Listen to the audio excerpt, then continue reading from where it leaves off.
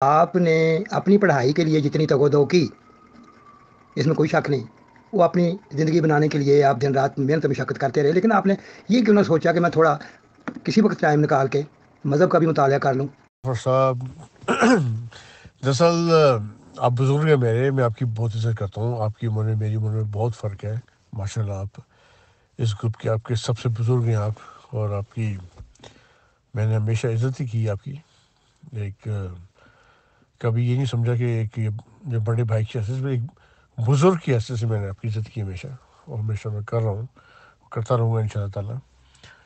تو کوئی ایسی بات نہیں ہے، میں نے آپ کی کسی بات کا برا نہیں منایا، نہ کبھی مناؤں گا. ٹھیک ہے نہیں، اگر آپ مجھے ڈانٹ بھی دیں گے تو کوئی ایسی بات نہیں ہے. ایک چھوٹی ہونے کی ایسے ایسے آپ کے جو ایکسپیرینس ہے ماشاء اللہ، اور آپ عمر میں بڑے ہیں، تو کوئی ایسی بات نہیں کہ میں آپ کی کسی بات کا برا مناؤں. تو بات اصل یہ مذہب کا مطلب یہ ہے کہ دیکھیں نا مظفر صاحب، جس کٹ کے اندر آپ رہے ہیں، جس کے اندر میں رہا ہوں، وہ تو شکر الحمد للہ کہ میری آنکھیں کھلی ہیں، وہ بھی لاک ڈاؤن کے اندر. لاک ڈاؤن میں یہ تھا کہ میں بڑا بیٹھ کے نا اکیلا بیٹھ کے سوچتا تھا گارڈن کے اندر. میرے گھر کے سامنے بہت بڑے گارڈن ہیں، 3 4 گارڈن ہیں بڑے بڑے. تو میں اکثر وہاں پر نا واک کرنے کے لیے نکل جاتا تھا، اور کبھی بچوں کے ساتھ لے لیا. اس ٹائم میری سپریشن نہیں ہوئی تھی میری.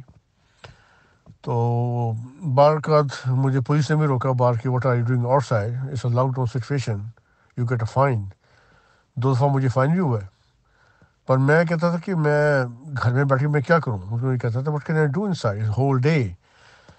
تو وہ ہے کہ میں تو چلے باہر نکل آ کے پھر میں کسی جگہ پہ بیٹھ کے، اچھا موسم ہوا کے بیٹھ کے کبھی انٹرنیٹ کے اوپر کوئی چیزیں دیکھنا شروع کر دیں، یا اس طرح دوستوں سے رابطہ. پھر میں سوچتا تھا کہ میں نے اس کٹ کے اندر کیا حاصل کیا، ہم لوگ صحیح بھی ہیں کہ نہیں. اور مجھے بہت سے سوالوں کے جواب مل گئے اکیلے بیٹھ کے نا. بڑا میں نے سوچتا تھا میں.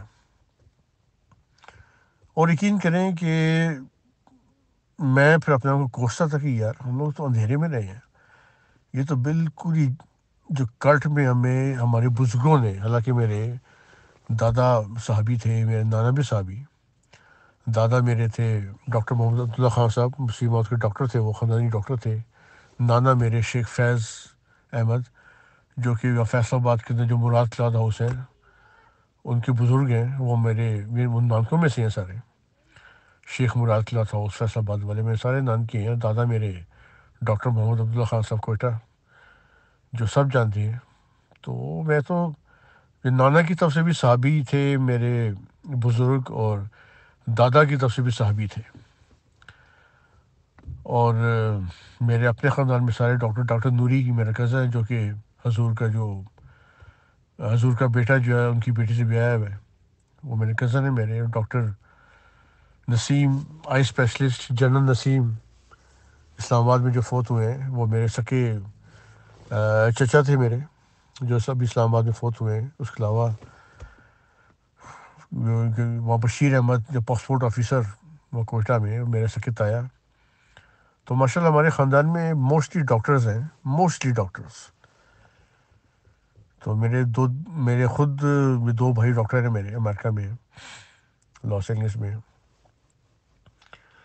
تو مطلب کہنے کہ یہ ہے کہ میں جب اس قرض سے جب میں نے اپنے آپ کو جان چھڑائی ہے، میں نے آنکھیں کھولی ہیں خدا تعالیٰ نے میری، اور میں نے ایک شکر ادا کیا. ٹھیک ہے، مجھے میری بیوی چھوڑ گئی، میرے بچے مجھے چھوڑ گئے، تو میں نے کسی کی پرواہ نہیں کی. میرے رشتہ دار مجھے چھوڑ گئے، میرے بھائی مجھے چھوڑ گئے سارے. میرے سارے رشتہ دار، یقین کریں جتنے بھی میرے خالہ زاد، ماموں زاد، چچا زاد، تایا زاد، پھوپھی زاد، سب نے مجھے اسی وجہ سے کہ تم نے یہ جو اپنے آپ کو اناؤنس کیا ہے کہ میں یہ جماعت چھوڑ رہا ہوں، اور جو میں نے مسجد بیت الفتوح کا جو حوالہ دیا تھا کہ اس میں کتنا غبن ہوا ہے، تو اس کے اوپر جو ہے نا میری بیوی بھی اور بچے بھی، میرا سارا خاندان. And I was like a lonesome rider, just like a lonesome rider. تو مطلب کہنے کی یہ ہے کہ ٹھیک ہے میرے بزرگ اس کے اندر بڑے انوالو تھے اس کلٹ کے اندر، پر وہ پتہ نہیں بیچارے اپنی شرافت میں مارے گئے، یا ان لوگوں نے اس پر جو یہ ٹولہ بیٹھا ہوا ہے ٹھگوں کا، انہوں نے کس طرح ان کو ٹھگا کہ وہ اچھے بڑے پڑھے لکھے جو ٹھگ میں آ گئے، ان کی باتوں میں آ گئے. اور احمدیت کو قبول کیا اور ہم لوگ کو بھی لے بیٹھے. تو یہ تو شکر ہے کہ میری آنکھیں کھلی ہیں اور میں نے اس کے اوپر کافی بحث بھی کی اپنے خاندان والوں سے, پر وہ ایک سنتے نہیں تھی میرے. نہیں جی نہیں ہم تو, آپ نے تو جماعت کے خلاف باتیں کی, تو یہ تو وہ کر کے کافی جو ہے نا. تو پھر میں نے اسے بحث کرنا چھوڑی دی. پھر میں نے اپنی بیوی سے, جب میں اپنی بیوی کو نہیں رام کر سکا, اپنے بچوں کو نہیں سمجھا سکا, تو میں دوسرے کہاں سنتے ہیں میری بات. یہ ہے کہ کوئی ایسی بات نہیں, آپ میرے بزرگ ہیں, میں آپ کی ہمیشہ عزت ہی کروں گا, کوئی ایسی مسئلہ نہیں ہے. تو مطلب کہنے کہ یہ ہے کہ اس دین کے معاملے میں جو آپ بات کر رہے ہیں نا, ٹھیک ہے, میں نے اس کو خیر بات کیا اس کو میں نے, اور اب یہ بھی نہیں کیا کہ میں کسی جا کے مسلمان مولوی کے ہاتھے چڑھ کے اس پہ ہاتھ پہ بیعت کرتا. میں نے بالکل کسی کے ہاتھ پہ بیعت نہیں کی میں نے. اور میں مسلمانوں کو یہی ہے کہ میں نے تو دیکھے ساری ایک دکانیں کھلی ہوئی ہیں, 72 دکانیں کھلی ہوئی ہیں, اور وہ ہر دکاندار جو یہی چاہتا ہے کہ یہ بندہ میرے پاس آئے اور میں اس کو لوٹ مار کروں.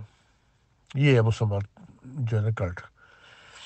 نہ میں کسی کے ہاتھے چڑھاؤں, نہ میں نے کبھی اناؤنس کیا کہ جی میں فلانی سنی شیعہ وہابی اور یہ جتنے بھی ان کے گروپس بنے ہوئے ہیں اس میں جا کے میں باقاعدہ طور پر کسی کے ہاتھ میں بیعت کروں. میں وہ بھی نہیں کیا میں نے. میں اپنے آپ کو مسلمان سمجھتا ہوں, دیٹس اٹ. جیسے حضرت صلی اللہ علیہ وسلم کے زمانے میں کوئی گروپ بندی نہیں تھی اس ٹائم, تو مسلمان ہی تھے نا وہ. ان کے دور میں کون سے فرقے تھے؟ کوئی